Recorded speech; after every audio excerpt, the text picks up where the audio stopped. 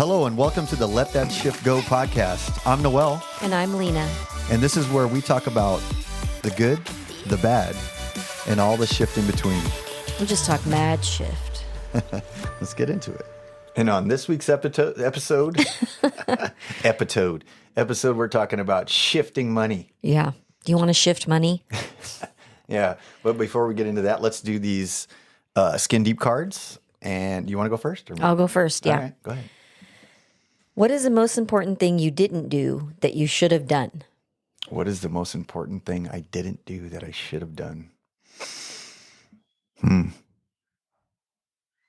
wow. That's a hard question. What is the most important thing that I didn't do? I guess listen. Yeah. 2 ears, one mouth, you know? Yeah. I spent so much time talking and trying to convince myself I was right.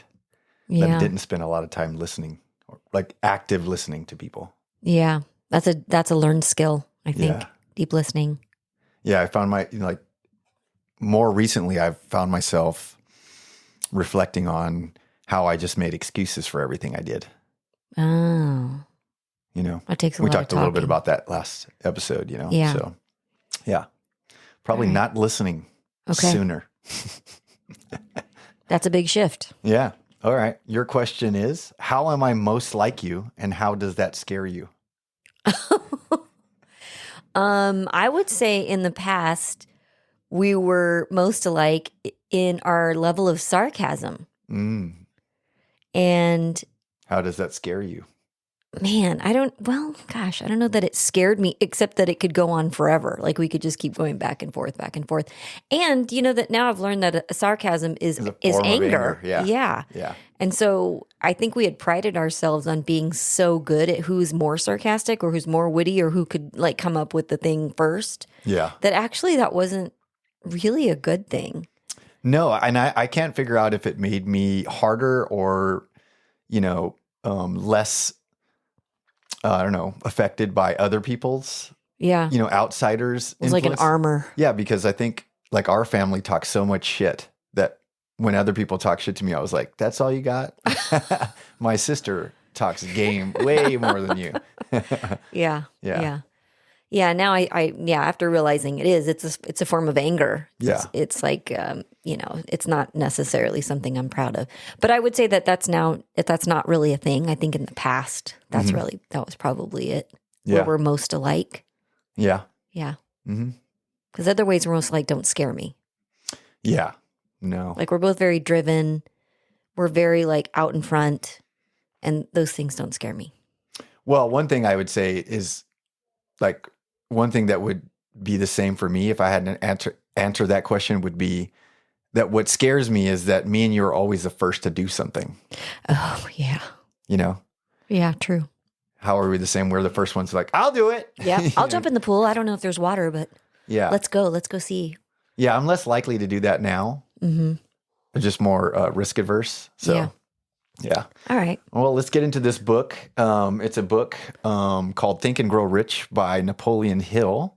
Mm-hmm. It's a very oldie but goodie. It is a very oldie but goodie. And this one was one of those books that really excited me. Mm-hmm. I'm kind of upset that it took me so long to read it. Yeah, it was recommended to me a lot of times. I read it first because you told me after, I think. Yeah. Years ago. This one, though, after reading it, really from a conscious perspective. Yeah. Okay, because it's different when you read anything from a more aware perspective where you're just a little bit more like, I don't know, awake and aware of how the world works and how you work. It hit a little harder to home. Mm-hmm. And actually, it's one of those books that I would have made my kids read before they left high school. That's actually in the book. Yeah. He says he wishes it part of Part of the curriculum. the curriculum. Yeah, curriculum. Like for this people in high school. and How to Win Friends and Influence People James by Carnegie. Dale Carnegie. Dale Carnegie. Yeah. That one I did make my kids read because it's very about emotional intelligence. Mm-hmm. This is about really financial intelligence and not just about financial. It's about like self-awareness on so many levels. Like this it's a book different way of is- y- about it things. is. Positive thinking. It Very, is. yeah. It's really simple stuff, but you realize how powerful it is. Mm-hmm. Once you become a little bit more aware and you're like, yeah, actually, this is all truth. And a lot of it, it is very old information. It was, used by, our forefathers. Yeah. Back in the 1917 or 1920, something like that. Yeah, it's a very influential book, and the principles still apply. So it's one that I definitely recommend to people. Nowadays, I'm like, hey, if you read this book, or you read this book, I bought it for my kids and have, kind of asked them to please read it. It's just good stuff. So I'm surprised on how conscious they are back then. Yeah. Well, the principles are the same. They still hold true. So it's like there's all these key concepts in the book, right? That how you can apply them to achieve success. And actually all of these things really apply in various aspects of your life. It's not just about money. I don't feel like the book is just about money. No. I think it's about anything. It's about abundance in all areas. And, in the beginning of the book, they say, we're not going to tell you what the secret is. You are going to realize what it is on your own. Yeah. In one of the chapters, you may pull the secret as you're listening. Kind of thing. Yeah. And so that kind of made it like a mystery. Like, oh, I wonder if it's this. And immediately I did have a suspicion on what it is, or maybe what it is to me. And the thing for me that I think it is that whatever you think, you're right. Yeah. We've heard that before. Yeah. Yeah. Whatever you think, you're right. So if you think money works this way, then you're right. It does. If you think you're in scarcity, you're right. You are. You think things never work out for you, you're absolutely right. But if you think differently, then everything can change. Everything can shift. Because you start to pull those things towards you. Yeah. Yeah. Yeah. So I think what would be good is like we'll go through some of the key points in the book, highlight the main themes. Because the book there's so much in it, but there's some things I'd like to discuss a little bit deeper. Okay. The first one is about the power of desire. Yeah. So really the concept of having a burning desire for a success. Yeah. Like you're totally obsessed with it, that kind of burning desire. Yeah. Like no matter what, I'm going to do this. It's like a fire in my belly to do it. You're convinced and you're devoted and there's no doubt in you. Yeah. That's the key. That is actually the most important part, right? I think so, because everything starts, it's eros, it's the desire for something. Nothing has ever become a thing, like a building or any kind of dream has never been fulfilled unless it started as a dream, unless it started as a desire, something you wanted, something somebody wanted. Yeah. Everything you have is because somebody wanted it to be real. Well, I look back at me and Ralph and how we were best friends since we were like 9 years old, but we always kind of competed with each other with things like quads or jet skis, and he'd get one, I get one.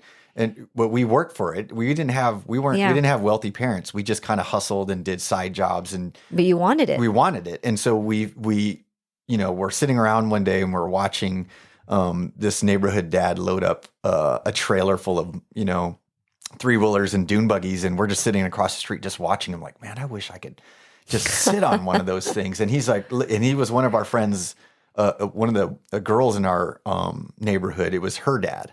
So we didn't, because it's a girl and she was younger than us, we didn't really know her. And we knew her, but we didn't hang out with her. And he was like, hey, what are you guys doing? Instead of just watching, why don't you get over here and help me? And so he kind of started that. And then he's like, well, if you need help getting something like this, I can give you a loan, or you just come work for me and what do you want? He took us to go get the dang things and all that stuff. But why I say that is because it was a driver for us. And me and Ralph, we just decided, oh, I want this. How can I? Yeah, How absolutely. Can I? And so that just set us on the path. He gave us the confidence that we could do it. Yeah.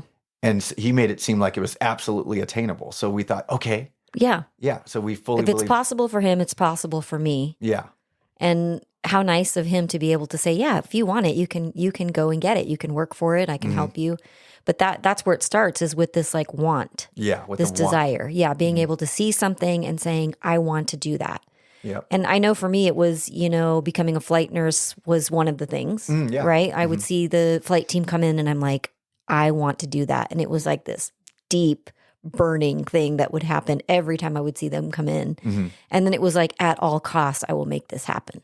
Yeah. It never occurred to me that I couldn't. Yeah. It was like, no, that's conviction that you needed to. Deep conviction. And no matter what, if somebody said, well, you're not going to be able to do it because of this, I'm like, I bet you the listeners, there's several things within their own lives that they can question and go, yeah, you know what? When I really put my mind, they say it, right? You put your mind to anything, it can be done. Yeah. But the key to that is in this book. Yeah. It's really, it's recognizing that deep desire is so valuable. And one of the main things to really determine what it is that you want, and really like thinking at all costs, I will make this happen, in the frame of being integrous, of course, but like, just having that want. So, and then going for it. Yeah. Not even letting it occur to you that it won't happen, because that's when you start to, kill it. Fear kills more dreams than anything else. So when you made that decision, did things start to happen?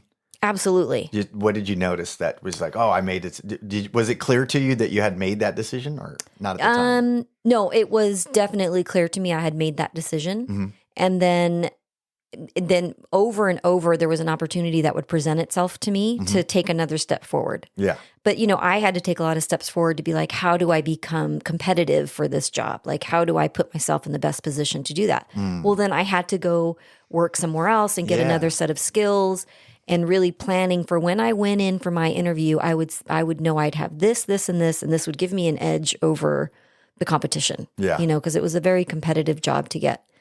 And so I set myself up for that. But I did the hard things. I had to go take a job that was much further away, that was way outside of my comfort zone. At that time, I really was not comfortable doing pediatrics, because we didn't do a lot of pediatrics at my hospital. And I thought, well, this will set me apart if I go and just immerse myself in pediatric trauma, which is scary. Yeah. Right. So I had to go do that, and then go do transport and work my regular job, and, do all this stuff, but just to put myself in that position. And the first time I went in, I didn't get the job, and it was crushing. And I thought, maybe I'm not for this. And I thought, nope, that's not the answer. I'm just going to keep going. Yeah. And then I did. And thank God I didn't get a job where I thought I wanted to, because I ended up in a place I really loved being. So, and you got to create. I got to create. Create a space. Yeah. I got to create. Yeah, so that power of desire is everything. So really figuring out what is it you really want, and letting that just start this fire inside of you is going to be the main thing.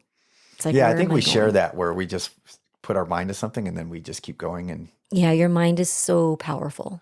Well, when I switched over and I left my property management job, and then I decided I was going to do real estate and start a business.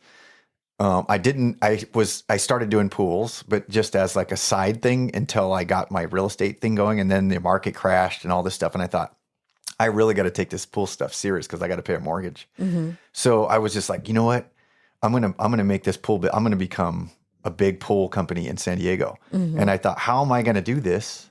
And it just happened that I met with somebody. I ran into one of the district managers of a local distribution place in San Diego, and had dinner with him at a convention that we were at, and just had some conversation. And he just mentioned, hey, are you looking for more work? And that was the start to just me expanding. I never bought another pool since, and I have over 300 now. So it's like, it just blew up, because I was like, well, I got to make this go. Yeah. And then sure enough, something fell into my lap, because I was just focused on it. Yep. Where your attention goes. That's where the magic can happen. Yeah, and in each of you listening, if you ask yourself that same question, I'm sure you'll see some. The next one is the importance of faith. So what's the role of faith and belief in achieving goals for you? What do you think? The role, just maintaining. I mean, and staying on the path. Yeah, because sometimes the obstruction or the thing that's in the way is the path. Yeah, it is. It absolutely is. But when you have absolute faith that you can make anything happen, then you're unstoppable. Yeah, but it's not everybody has that. So how do you get to that spot? I find, like Mom would say, I'm not conceited, I'm just convinced. It's weird, because in a lot of ways, even through therapy, I see how I doubt myself in so many ways. So outwardly, I'm very confident. I'm very structured. I'm out that way. But internally, I'm questioning everything.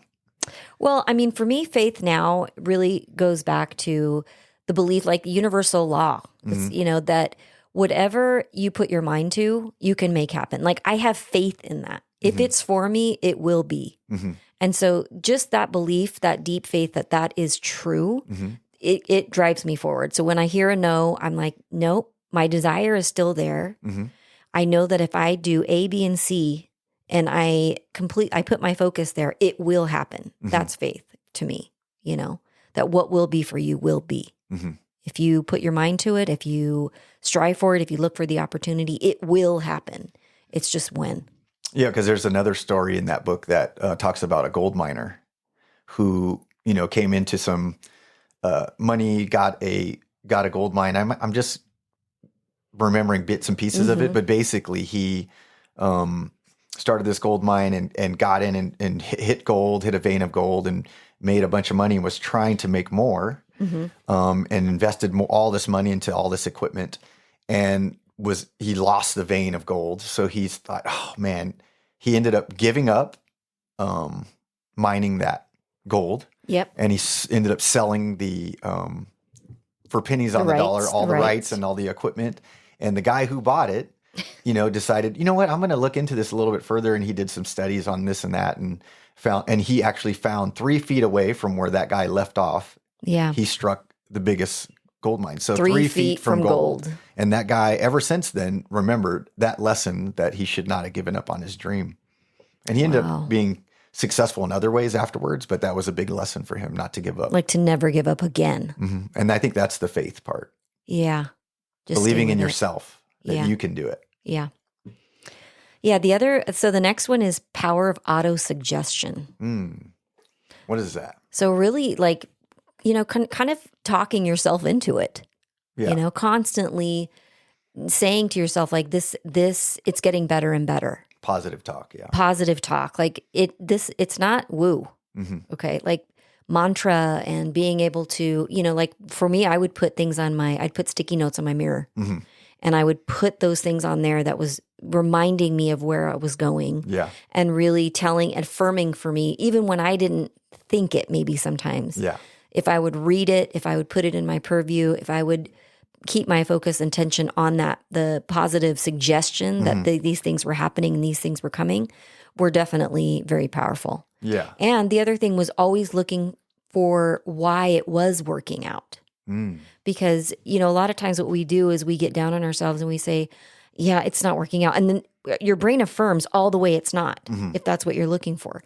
But if you start looking for the one way it did, like, oh, I made a connection with so-and-so. And like for me, I got, a day to go to the base and be able to be an observer, and it's like, oh, look, that worked out. This worked out. At least I got scored an interview. Yeah. Whatever it was. So if you were constantly focusing on the way it was working out, that actually just brought more. Instead of what wasn't working out. Yeah, because your mind then is looking for the ways it is. Yeah. Because whatever you're saying or thinking, your mind wants to affirm it. So you really got to look at what are you saying? Yeah, because we talked about before, like 80% of thoughts are negative. We have 6,000 to 8,000 thoughts per day. Yeah. And 80% of them are negative. 95% of them are looping. Yep. And only 5% are from new information. Yeah. So, you can get stuck in like a trance of rumination. Oh, yeah. And you get stuck there. Yep. And this is what we're talking about, is bringing yourself out of that. Yeah. Because that's the natural cause or natural way that we live is in a negative space. So it's slowly changing the little ways that we talk to ourselves and being more positive about that is. Yeah, they call it the self-administered stimuli. Self-administered stimuli. Yeah. A little medicine for yourself. Yeah. Yeah. Self-administered stimuli. Is there something that you say to yourself or do for yourself, or it just depends on what you're trying to achieve? One thing is I try to, when I'm can feel myself kind of getting into like a negative loop, is I'll say it's getting better and better. Because then I'm looking for ways that it is constantly. The other thing, even when you were talking about how we get stuck in a rumination of thought or a loop of thought, is that is really the time also when, if you do have a practice of meditation and just coming back to a center and detaching from thoughts at all, so that you realize, wait, I'm getting lost in I'm ruminating. But it's not about like not having any thoughts. No. It's detaching from them. It's detaching from them. It's becoming the observer. Stepping back away from, becoming the observer of the thoughts. We've talked about the observer all the time. I'm telling you, that is a superpower, is to be able to become observer of what's happening in a situation where you're with someone, you're in conversation, or even when you're going into meditation and you're just in conversation with yourself. Yeah. Is being able to observe that that's happening and coming back to a center point. Yeah. Because then you can say, I'm ruminating, or I'm caught in a loop. Let me shift that. Let me disrupt that and give myself a self-administered new thought, or a programming. Yeah. So I think that is a very, very powerful. And maybe changing, like you say all the time, like things happen for me, not to me. Yes. How is this happening for me? And, when something isn't working out, that it was in your plan, right? We get so focused on the how sometimes too, that's a little tough. But if something doesn't, is to trust that may be protection. Whatever didn't go according to what you wanted it to at that moment to get you to that goal, that might be protection. And you won't know it until you have some hindsight, later on. But that's part of the faith. That's just really trusting that if you circle back to faith. Yeah. Yeah. It's going to happen for you. If that's what's meant for you and you have the strong burning desire, there's a reason for that desire. I think desire is also your higher self's already knowing that this is where you're going, and it stimulates something inside of you that's pulling you towards the thing that you were going to be doing anyway. Self-administered stimuli. Yeah. Yeah. The next one, which we've talked about before, is the mastermind principle. Yeah. And that goes back to you are the 5 people you surround yourself with. Yeah. I like this because it's giving you, we do it kind of me, you, and Armando, kind of like our little, executive meetings, we call it, where we sit together and we just talk about things. Yeah. And really bounce ideas off of each other. Yep. And it helps tremendously with my mental health and my awareness. And just, I have a place to kind of, move things. Yeah. And talk about things and ideas and things, not just hard things, but ideas and things that we're doing in business and trying to, move forward with our projects. Yeah. And the other, along with this mastermind principle, right? For me, if I think about when I was going to do flight or when I'm doing what I'm doing now, I want to surround myself with people who probably are already doing it, right? Or people who are better at something than I am in, whatever it is that's going to get us all to where we're going. So you kind of share your gifts with everyone. Like maybe someone who's really great at marketing, or someone who's really great at, writing copy or something, but you're not. Yeah. You don't have to be good at all those things. Yeah, you got to hire your weakness. You got to be able to surround yourself then with people who are, or people who can encourage you on the road that you're going. Yeah. So that mastermind principle, I think, is really important. I don't think you get anywhere without the help of others. I mean, there's this whole concept of self-made. Really, that's one of the things they talk about is there's no self-made. No. There's always help along the way. And if you're trying to be self-made and you're like, I can do it myself, that's a trauma response. But anyway, is to say, hey, who do I know that could do this better than me? How do I, ask them? Yeah, because there's been not plenty, but there's been several occasions in my careers, that I've been offered opportunity to collaborate with somebody else, and I always turned it down. And they were better at different things than I was, but I was still not willing to let go of control. You think that's ego? Yeah. Yeah. Yeah. And now it's more clear now that collaborating with others in places where you're weak, this is how you succeed. Because nobody, like you said, I was thinking, I can do it. I just let me do it. I'll figure it out. Yeah. Maybe you will. But in a mastermind, community of people, it's much simpler to converse with people who are thinking at the same level or on higher level. Yeah. And being invited into a place where I've had plenty of occasions where I've been speaking with people that are on much higher levels than I am. And I learned so much just from listening to them. Yeah. And I think, really, if you think about people who are very high achieving, who are at that level of probably, mastermind and above, is if you were to go to them and say, hey, I want to learn from you. I know that this is important for me to be able to grow, is to surround myself with people who are doing exactly what I want to do. What do you think about, collaborating with me? Or can I ask you some questions? And people who are at that level have already done it. They know that this is a principle. They know that masterminding is a way to elevate yourself, elevate the people around you. and to think and grow rich, right? So this is not going to be a concept that's new to people who have, grasped this level of success in whatever it is that they're trying to achieve. So yeah, don't be afraid to ask. Like, let your ego kind of, sit by the side and learn something from the people around you. And if you don't know who they are, then find them. Yeah. Go out and find them. If you're sitting around with the people who are commiserating and aren't doing anything, well, then that's where you're going. You're not going to be able to kind of peel yourself out of that. Yeah. So that I love that. And if you look around now, like coaching and things like that, that's about masterminding as well. Yeah. Which is why it's such an important piece, really, to have a mentor. Yeah. To have mentorship. Yeah. So the other one is persistence and the power of definiteness and purpose, which I think that goes back to kind of the desire and faith. Yeah. Some people don't know what their purpose is or what they want to do specifically. So it may be hard to go, I want to do this. Maybe they don't know exactly what they want to do, but it really works not only just for your purpose, but anything. What would you say? Start with small tasks, like you say with other things, right? Well, what would you say if you had to figure out, well, what's my purpose? What would be the way that you would suggest somebody would find out what their purpose is? Well, I've read in past, it's like, okay, what are there ways that you get lost doing something for hours? And when you look up, you're like, oh my God, I can't believe the time passed. Mm-hmm. That's something that is you have joy in, you're completely focused in. Yeah. Or if you didn't have bills and you didn't have a worry of money, what would you do? Yeah. With your time. Yep. Those types of things. I mean, there's a bunch of books on those, on that topic of finding your purpose, but those are some of the general ones, but not easy to do. No. And I think even for me, my purpose has changed several times. And I think it does. I think it must in some ways, Well, and I think, when we're younger too, we're kind of told what our purpose is or what it should be. And then we try to fulfill these roles that other people have put out for us. Legacy burdens. Legacy burdens. Yeah. And so at some point you kind of figure out like, all right, I did that and it still doesn't feel good. Okay. So then really going back to what your purpose is, like you said, is what do you lose time in doing? Yeah. And that you have a natural inclination to do. Yeah.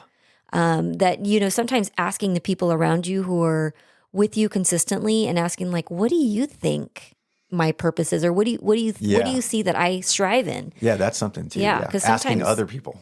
Because sometimes they're more observant of what you naturally do without you being aware of it. Yeah. Like asking a few of your close friends or family members. Who you like and like you. Yeah. Yeah. That is key, I think. Somebody like, that what likes are you so good at that you just shine at that you're going to know other your people don't. Yeah. Yeah. You're going to know your people. You may not everybody has 5 or 6 people. It may be just 1 or 2, or if you're lucky, that you have somebody you can ask, but maybe a boss or a coworker. Yeah. Yeah. It's a vulnerable question to ask though. It is. But if you need that outside, kind of input because you're not sure, that's a good place to start. I think for me, I've gotten to the place now where I feel pretty definite in my purpose, but that has really come back from the feedback of others to me when I'm doing something. And like if I'm, helping a client, through coaching or breath work, and I feel this immense joy that feels like it's going to explode out of my body, that's when I go, oh yeah, this is, I came here for this. Yeah. This feeling of helping, this feeling of serving in this specific way. Yeah. And it doesn't feel hard for me. It feels natural. It feels effortless. It doesn't feel like work. I don't feel drained from it. Yeah, that's a confirmation of your... Yeah, there's like a clue. Like, this could be my purpose. It doesn't mean that my purpose won't change. Yeah. But this is what feels good, right? This is leading me in this moment to what my purpose is right now. Yeah. And there's probably a lot of, for me, finding my purpose, there was a battle with imposter syndrome Oh, too. Yeah, for sure. Because then you need to break out of that shell. Yeah. Oh, yeah, that's coming. Yeah. That's coming in here.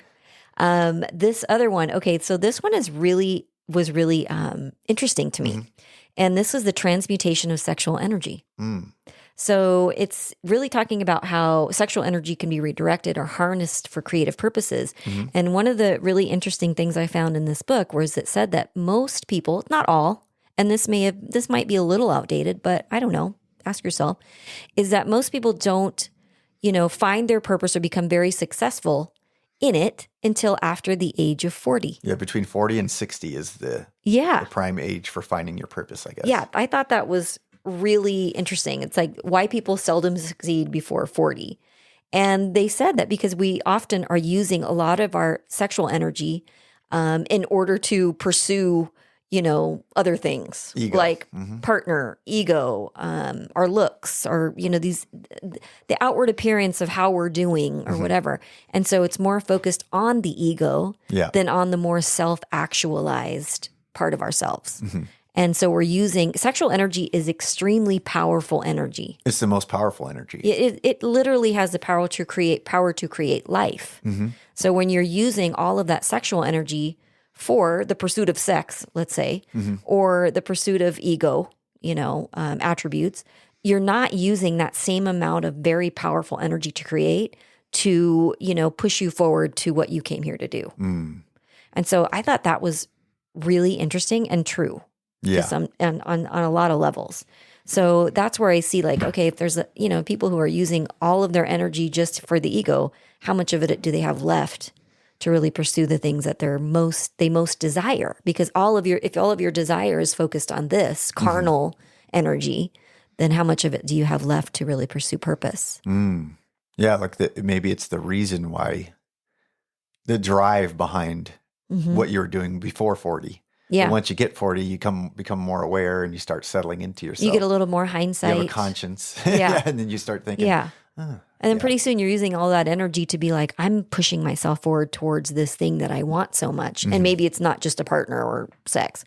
Maybe it's this goal. I thought I was making better decisions because I'm older. I didn't know it was because my sexual drive was tapering off and now I have energy to focus. All this energy within me is focused in a more positive way. Yeah. I mean, to me, it's just really, there's a lot of talk about sexual energy just being very powerful form of energy, right? Like if you had a 10 volt versus 20 volt, that energy is very powerful for bringing things into the world, literally and figuratively. And so if you think about how much of your energy do you spend in the pursuit of sex or misusing sexual energy, as opposed to using it to propel yourself forward. What's an example of using it positively? Being able to really not be constantly in the pursuit of sex itself, but to use that drive. Think about how much energy is available to you as sexual energy when you're with your partner, or you're in love, or you're all of that. And that amount of energy that you could then harness to use for something else. I mean, energy is energy, right? It's what you're going to use it for. Yeah. It's currency. Yeah. So if you then redirect it to something that is more purposeful or long-lasting or in the pursuit of self-actualization, say, then you're able to go much further. Well, and it's possible because I'm sure a lot of people have been in a place where they didn't want to talk, they didn't want to go out, and they were maybe just totally depressed, and somebody that they're sexually attracted to calls and goes, "Hey, what are you doing? Do you want to go out?" Suddenly you're awake. And you're like, "Yes, what time do you need me to be there?" And your 3 a.m. booty call, and suddenly you're awake. That sexual energy just flipped a switch. Yep. Listen, if somebody said, "Oh, can you go take out the trash?" I don't think I could do that. I don't think easy. I have energy for that. Yeah. So with that example alone, you should see. Yeah. And it translates to desire. Yeah. Right? Desire for something. Eros, I like that. Desire is the key. Yeah, is a very powerful energy. And this last one, I think, is a really important one, and one that I think we work on a lot, I work on a lot with clients, is the subconscious mind. Right? The mind-body connection. Right? Mind-body connection, the subconscious mind, the relationship between the conscious and the subconscious mind, because the subconscious mind contains all of your programming. When you say programming, that's like what? Like everything you learned about who you are and how the world works. All your fears. All your fears, all your traumas, all your not enoughness, all your I can do it myself. All of that scarcity is in the subconscious. So when you start to become conscious of what is in there becomes the opportunity to then start clearing those things, meaning you start really examining wait a minute, it's core beliefs. So going back to what is my core belief? And you really just take money, for example. You know, if you grew up in a house where people with money were seen as greedy or sketchy or evil, you know, money's the root of all evil. If that is a common saying, right? And if you really believe that subconsciously, you may believe that you don't deserve nice things. Yeah. Or why would I want money? Because people with money are bad. So then why would it's not going to stay with you. Yeah. Because you subconsciously believe that would make you a bad person. So it's really becoming aware of what your core beliefs are. And when you start to push your success and you have to push yourself out of your comfort zone into your imposter syndrome, into, whoa, wealth is coming to me. I'm uncomfortable. Why is that? Then you start to really have to examine your subconscious. And the beautiful way to do that is through your triggers. Yeah. And you're going to butt up against a lot of your triggers when you're accumulating wealth. Yeah. And you're having not just the wealth accumulation itself, but you having to put yourself out there, you having to be seen, you having to be able to fail, because that's going to trigger all of your wounds. Yeah. You know? So at that point, the work becomes, how do I start to tell myself the truth? What is the truth? What do I unconsciously believe, and how do I become aware of that so then I can tell myself a new story? So it's really repatterning. And I feel like, you know, a lot of the coaching that you see now, or the, you know, self-help stuff, right? It all comes back to this one thing. So if you see a lot of the help with like find your soulmate, or, you know, realize your best professional goal, it's going to come back to all of your subconscious beliefs and needing to clear them. That's back to source. It's going to go back to the source. And there's the opportunity to start being like, wait, that's not true. You know, people who have money are actually, they can be very generous. They can be very nice people. They can be conscious people. So then it might make money stick around a little longer for you if you don't, at your core, believe subconsciously that that's not true. So it's working through a lot of the pain sometimes, or the mistruths that you've been told, or you've been, you know, kind of branded with, imprinted with, and telling yourself a new story. When it comes to, well, you got to find, you know, I want to find my soulmate, or I want to find love, you're going to butt up against, I'm not enough. I'm not worthy.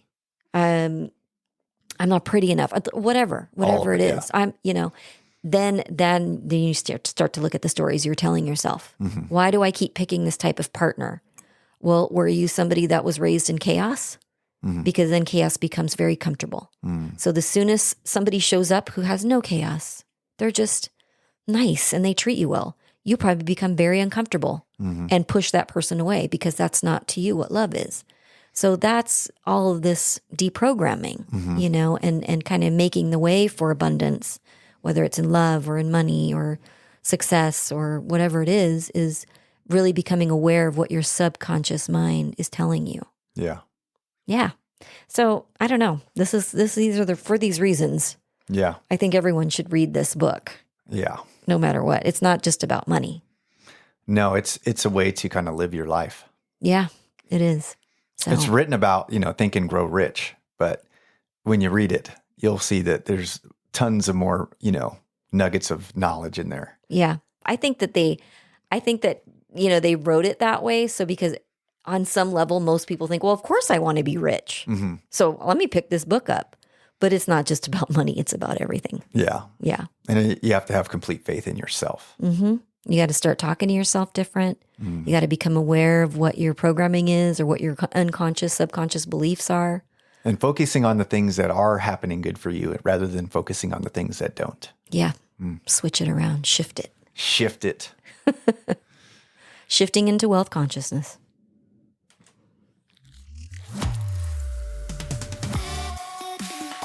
All right. That's been another episode of Let That Shift Go podcast. I'm Noel. And I'm Lena.